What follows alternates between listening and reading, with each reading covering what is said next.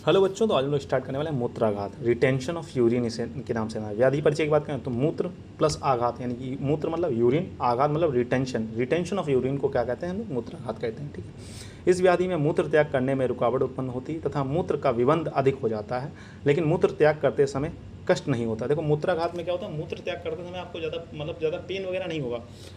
ठीक है, मूत्राघात मतलब मूत्र मार्ग में आघात हो जाए तो यहाँ पर क्या होगा, कष्ट आदि करते समय कष्ट नहीं होता है, लेकिन मूत्र त्याग करते समय कष्ट नहीं होता है। इसी प्रकार की एक व्याधि मूत्रकृच्छ है जिसमें मूत्र त्याग में कष्ट होता है। मूत्रकृच्छ क्या मतलब होता है, इसमें मूत्र त्याग करते समय कष्ट नहीं होगा, लेकिन मूत्र जब मतलब अंदर रहेगा तो आप मूत्र अंदर रहेगा तो आपको बहुत ज़्यादा पेन होगा। ठीक है, मूत्राघात मतलब आघात हुआ है यूटीआई में, तो आप जब त्याग करोगे तो आपको रिलीफ मिलेगा बल्कि। लेकिन मूत्रकृच्छ में क्या होता है, मूत्रकृच्छ ऐसी व्याधि है जिसमें जो मूत्र होता है वो कृच्छता के साथ मतलब बहुत कठिनाई के साथ त्याग होगा। कठिनाई के साथ मतलब पेन के साथ आप यूरिन करेंगे तो मूत्रकृच्छ हो जाएगा। ठीक है, मूत्र कष्ट के साथ रुक रुक कर आता है और मूत्र का विबंध अल्प या नहीं होता है। देखो विबंध मतलब मूत्र यहाँ पर रुकता नहीं है, लेकिन मूत्राघात में क्या होता है, मूत्र जो होता है वो रुक जाता है। ठीक है, अब बात करेंगे प्रमुख संदर्भ ग्रंथ की बात करेंगे तो स्पेसिफिक रेफरेंसेस बुक कहाँ कहाँ पर इसका वर्णन किएगा, तो आपको दो रेफरेंसेस याद कर लोगे, बहुत अच्छी बात है। चरक संहिता में सिद्धि स्थान में इसका अध्याय 9 में वर्णन किया गया और शोषु संहिता उत्तर स्थान में अध्याय 58 में इसका वर्णन किया गया। ठीक है, ये याद करना चाहो तो याद कर सकते हो, नहीं तो अगर छोड़ना चाहो तो ये छोड़ भी सकते हो रेफरेंस कि इसमें अष्टांग हृदय में निदान स्थान में दिया गया, अष्टांग हृदय में चिकित्सा, अष्टांग संग्रह में इसका चिकित्सा स्थान में वर्णन है, माधव निदान में अध्याय 31 में, भाव प्रकाश अध्याय 36 में, योग रत्नाकर ने भी इसका वर्णन किया। मतलब कुल मिलाकर 7 लोगों ने इसका वर्णन किया मूत्राघात का। अब व्याधि के निदान पंचक की बात करेंगे तो सबसे पहले निदान, मलमूत्र व अपान वायु के वेग को रोकने से, वात प्रकोपक आहार विहार के सेवन से, पुरीश एवं शुक्र के वेग को रोकना।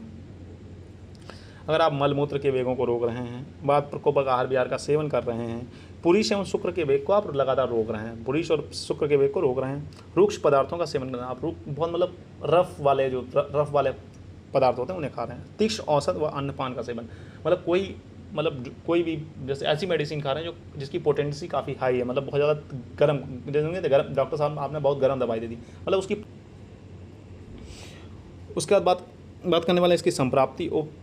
उपरोक्त प्रकार के निदानों का सेवन करने से प्रकोपित हुए त्रिदोष मुख्य रूप से वात दोष वस्ती में जाकर 13 प्रकार के मूत्रघातों की उत्पत्ति करते हैं। उनमें क्या है, संप्राप्ति चक्र की बात करें तो संचय अवस्था में निदान का सेवन करेंगे, प्रकोप अवस्था में निदान मुख्यतः वात का प्रकोप हो जाएगा, वस्ती प्रदेश में विकृति होगी और 13 प्रकार के मूत्राघात की उत्पत्ति हो जाएगी। ठीक है, इस तरीके से आप संप्राप्ति चक्र बहुत ईजी है, निदानों का सेवन किया, वात प्रकोप हुआ, वस्ती में जाके उस बात ने विकृति उत्पन्न की और मूत्राघात उत्पन्न हो गया। ठीक है, अब बात करें संप्राप्ति चक्र घटन तो दोष कौन सा, इसमें वात प्रधान त्रिदोष है। दोष कौन सा है, रस, रक्त, शुक्र। ठीक है, मल की बात, शरीर की बात करें मल मूत्र पुरीश, धातु मल में कफ और पित्त। ठीक है, अग्नि जठराग्नि, धातु अग्नि, अग्निदुष्टि मंद अग्नि, आम में अग्निजन्य।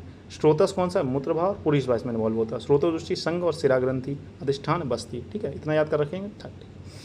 रोग मार्ग कौन सा, मध्यम, और रोग भेद कितने इसके 13 प्रकार के होते हैं। ठीक है, अलग अलग आचार्यों ने अलग अलग बताएं, तो आपको ये भी याद रखना पड़ेगा, एएमसी के पॉइंट ऑफ व्यू से ज़्यादा इंपॉर्टेंट हो जाता है। ठीक है, आचार्य चरक ने 13 प्रकार बताएं। ठीक है, आचार्य सुषुम्न ने 12 बताएं। उन्होंने कौन सा एक्स्ट्रा माना, उन्होंने वस्ती कुंडल को अलग से माना है। ठीक है, कौन सा एक्स्ट्रा माना है ये भी पूछ सकता है, कौन से आचार्य चरक ने कौन सा एक्स्ट्रा माना है, तो बस्ती कुंडल को उन्होंने अलग से माना है।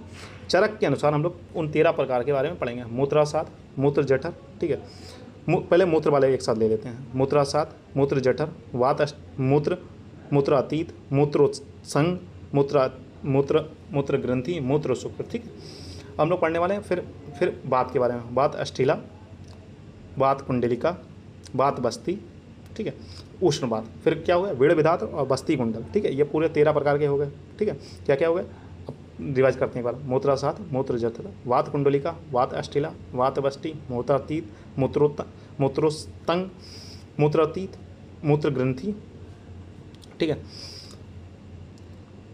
मूत्र ग्रंथि, मूत्र शुक्र, उष्णवात, बेड़ विधात, बस्ती कुंडल, और इसमें मूत्र 6 भी आता है। ठीक है, आचार्य सुषुम्न एवं बागवट ने बस्ती कुंडल नामक मूत्राघात नहीं माना। किसमें, देखो जो सुषुम्न ने 12 बताया वही आचार्य बागवट ने उनको उसी को कॉपी कर लिया। ठीक है, सिर्फ आचार्य चरक ने कोई स्पेशल प्रकार बताया तो वो आपके एमसीक्यू पॉइंट ऑफ व्यू से ज़्यादा इंपॉर्टेंट हो, इसलिए उसमें अलग लिखा कि बस्ती कुंडल को उन्होंने अलग से माना। उसे शुरू में लिखने की जरूरत थी, ये जरूरत थी कि किसी एक आचार्य ने ही उसे माना है, तो ये एमसीक्यू पॉइंट ऑफ व्यू से आंसर बन सकता है।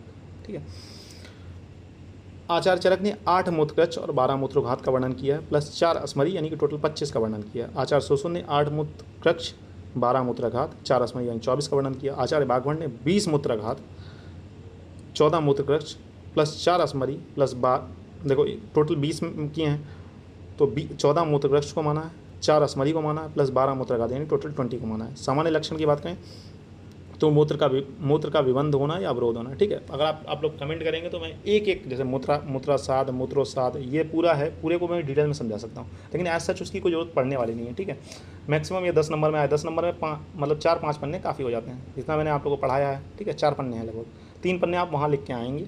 ठीक है, इतने में 3 पन्ने आराम से आप थोड़ा बहुत भूल भी जाएंगे तब भी 3 पन्ने हो जाएंगे। 3 पन्ने मैक्सिमम होते हैं एग्जाम में लिखने के लिए। ठीक है, 10 नंबर के क्वेश्चन में, तो इतना लिखेंगे तो ठीक रहेगा। ठीक है बच्चों, फिर मिलते हैं नेक्स्ट लेक्चर में, तब तक के लिए हैव अ नाइस डे। पढ़ते हैं।